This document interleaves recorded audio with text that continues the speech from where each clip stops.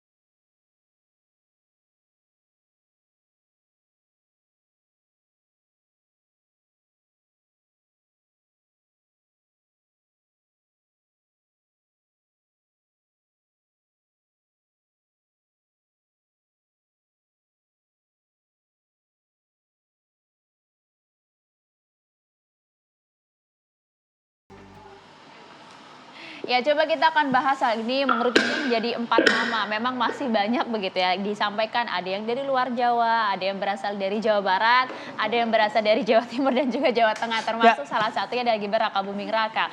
Oke, kita coba akan bahas hal ini bersama dengan sejumlah narasumber kami. Sudah hadir di studio ada Bang Henry Satrio, analis politik. Halo Bang. Selamat pagi. Pagi, Bang. Nggak bosan ya bahas ini ya? Enggak ada. Nanti juga bergabung bersama kami ya, politisi Partai Gerindra ada Andre Rosiade saat ini masih bersiap untuk bergabung pagi hari ini. Oke, coba doa ya. Monggo. Bang, semalam sudah ada 4 nama katanya ya. Representasi luar Jawa, Jawa Barat, Jawa Tengah, Jawa Timur. Peristiwa yang nggak bisa kita nafikan adalah nama Gibran ini selalu muncul nih. Yeah. Gitu. Bahkan diakui sama Partai Gelora, ya Gibran masuk gitu. Soal hitung-hitungan realistisnya gitu. Dan putusan MK gitu. Gimana? Ya, pertama saya ucapkan selamat dulu nih. Tadinya kan jomblo ansih gitu ya. Jomblo murni. Ini sekarang sudah ada 4 calon lah ya. Yang bersiap untuk mendampingi. Jadi kita perlu ucapan selamat itu. Nah, di antara nama-nama memang yang masih menunggu bisa maju atau tidak Mas Gibran. Tapi publik tentu saja berpersepsi atau memperkirakan omnya Mas Gibran yang ada di MK itu akan meloloskan ya jalan keponakannya untuk menuju tangga wapres gitu. Ini menariknya kemarin dibahas 4 kriteria daerah tuh.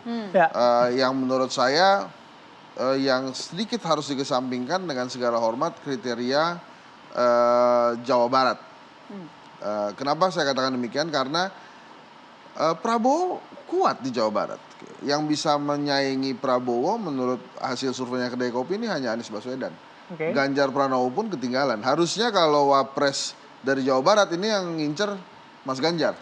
Gitu ya. Tapi kalau Pak Prabowo menurut saya tidak lagi. Jadi saya menilai sangat mungkin kemarin dimasukkan gimmick aja supaya tidak menyakiti hati masyarakat Jawa Barat gitu ya. Nah, sehingga Jawa Tengah, Jawa Timur dan luar Jawa. Luar Jawa ada 2 nama seingat saya, ada nama Erick Thohir dan kemudian ada Yusril Iza Mahendra. Sementara di Jawa Tengah ada 2 nama juga tuh seingat saya, ada nama Erlangga Hartarto dan tentu saja Gibran Rakabuming Raka.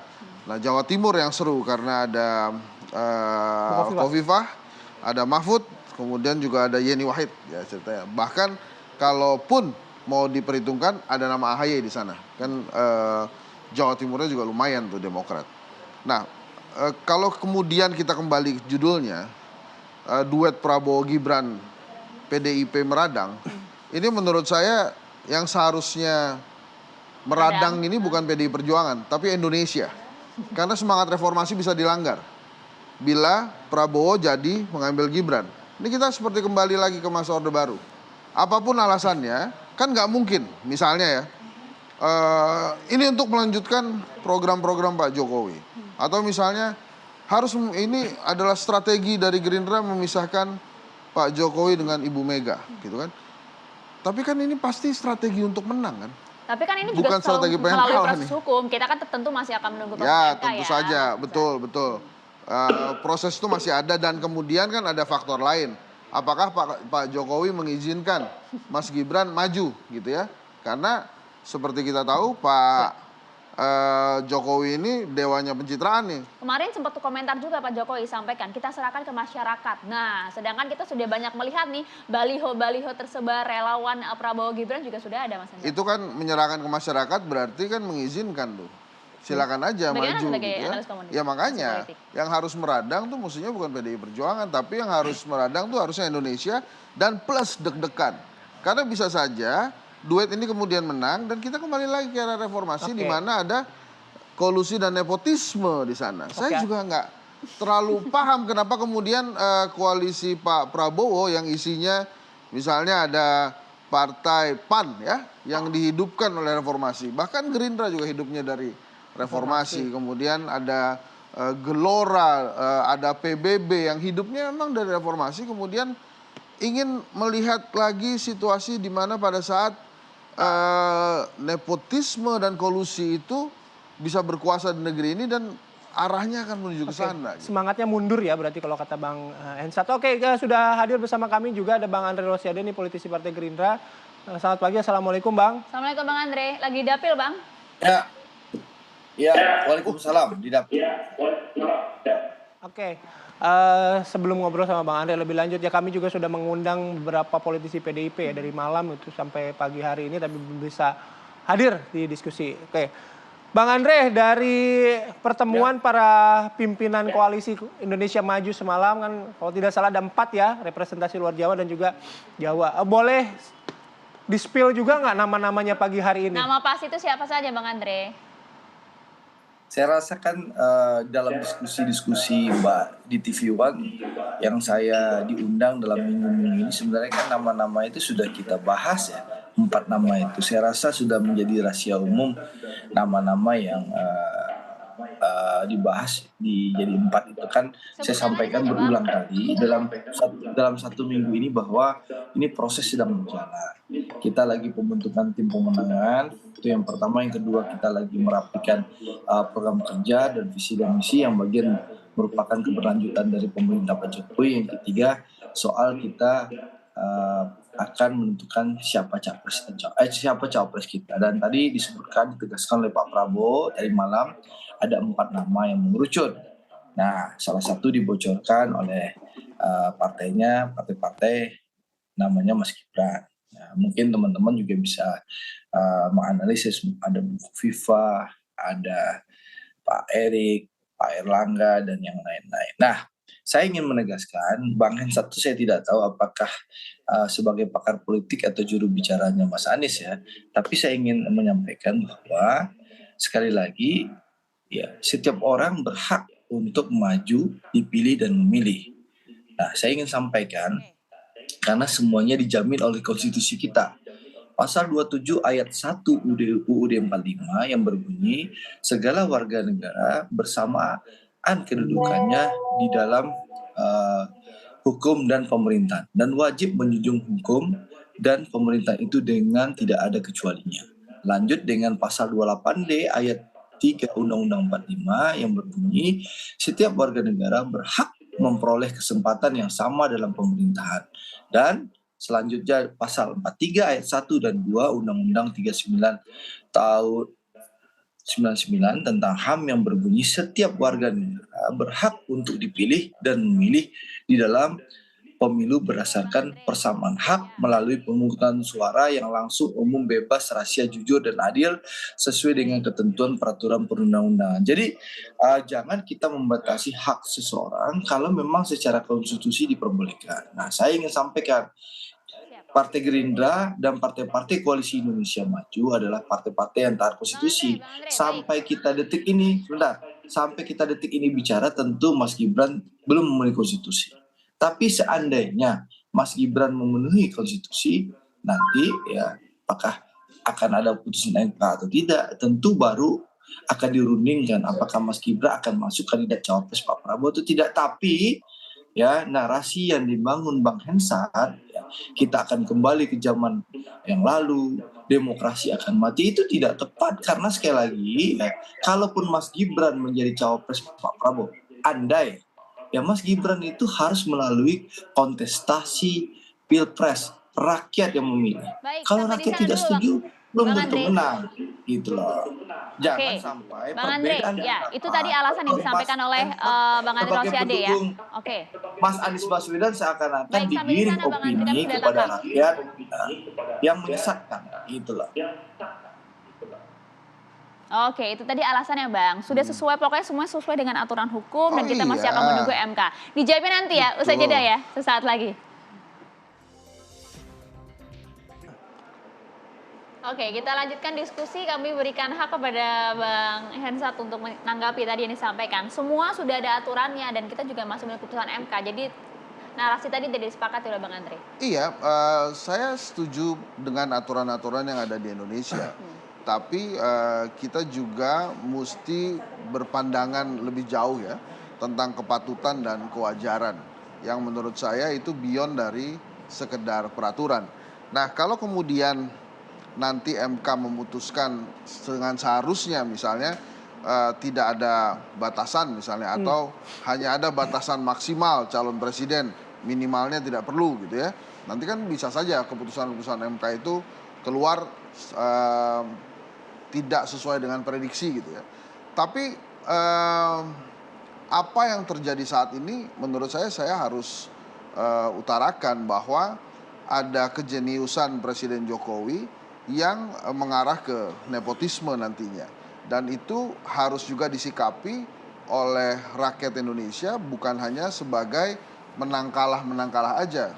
Benar kata Mas Andre bahwa rakyat akan memilih. Kalau rakyat nggak suka Prabowo Gibran ya pasti akan kalah gitu ya. Tapi kan nggak mungkin Gerindra, Prabowo dan koalisinya memasang Gibran untuk kalah. Artinya gitu kan? apa? Kan tapi semua proses akan sesuai dengan prosedur. Oh iya, tapi kan harus juga kita menyuarakan bahwa bila ini menang, maka yang akan terjadi adalah mundur lagi di zaman sebelum reformasi. Makanya saya mengingatkan juga partai-partai yang ada di sana kan termasuk Bang Andre juga bersama-sama waktu itu kita untuk mengangkat, membangkitkan reformasi, memperbaiki negeri ini.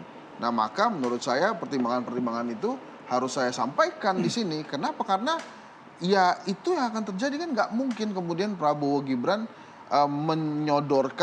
disodorkan ke rakyat Indonesia, udah silakan pilih.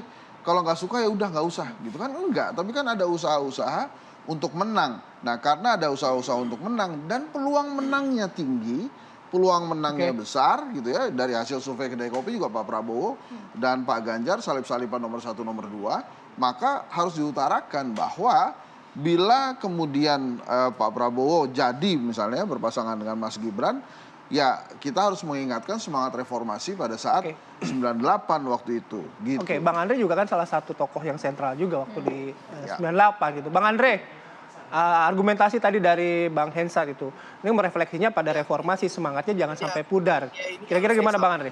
Ya, yuk. Ini yang saya sampaikan. Pernyataan Hensat itu, sahabat saya ini sangat menyesatkan. Bagaimana kita mundur jauh ke belakang reformasi? Karena pertama, itu pemilihan ini dilakukan secara demokratis. Tidak ada aturan yang dilanggar. Lalu dari rakyat kembali ke rakyat. Jadi pemilihannya tergantung pilihan rakyat, bukan ditunjuk atau ditempatkan seperti pemilihan di zaman Orde Baru, tapi langsung dipilih oleh rakyat secara langsung. Resikonya bisa menang, bisa kalah. Yang kedua, kalaupun nanti Pak Prabowo dan Mas Gibran ternyata sebentar yang diputuskan secara bersama-sama lalu memenangkan, ya nggak mungkin dong kita kembali ke zaman di belakang Orde Baru. Karena apa? Ya kembali ke zaman Orde Baru atau sebelumnya. Karena apa? Karena ya kebebasan berpendapat, kebebasan pers, dan semuanya tetap sama seperti zaman sekarang. Tidak ada pemberangusan. Jadi menurut saya pernyataan Hensat itu sangat menyesatkan, penggiringan opini. Ya saya nggak tahu pernyataan Hensat itu sebagai pengamat politik atau juru bicaranya Mas Anies itu lah. Kan agak bingung posisinya beliau ini.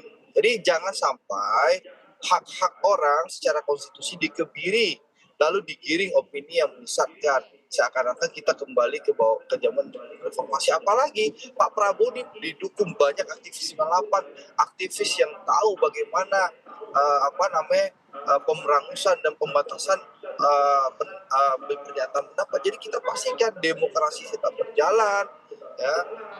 Penyampaian pendapat juga akan tetap berjalan. Jadi tidak ada kita kembali ke masa lalu. Yang ada kita menatap masa depan dan memastikan Indonesia emas berjalan sesuai dengan harapan kita, gitu loh. Dan Indonesia dengan persatuan ini kita bisa membawa Indonesia menjadi negara nomor 4, 5 atau 6 terkuat di dunia, baik secara ekonomi dan lain-lain. Seperti itu.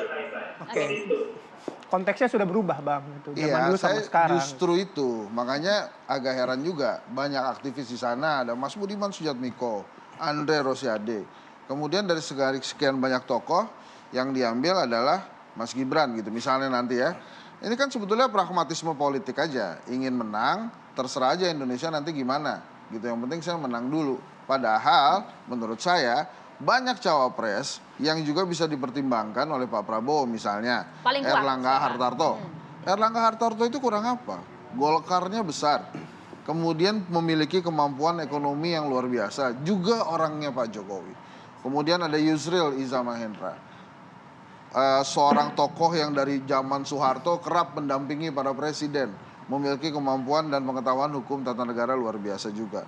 Ada nama-nama lain lagi misalnya seperti Kofifa Indar Parawansa. Ada Mahfud MD. Kemudian ada Yeni Wahid. Ada Erick Thohir.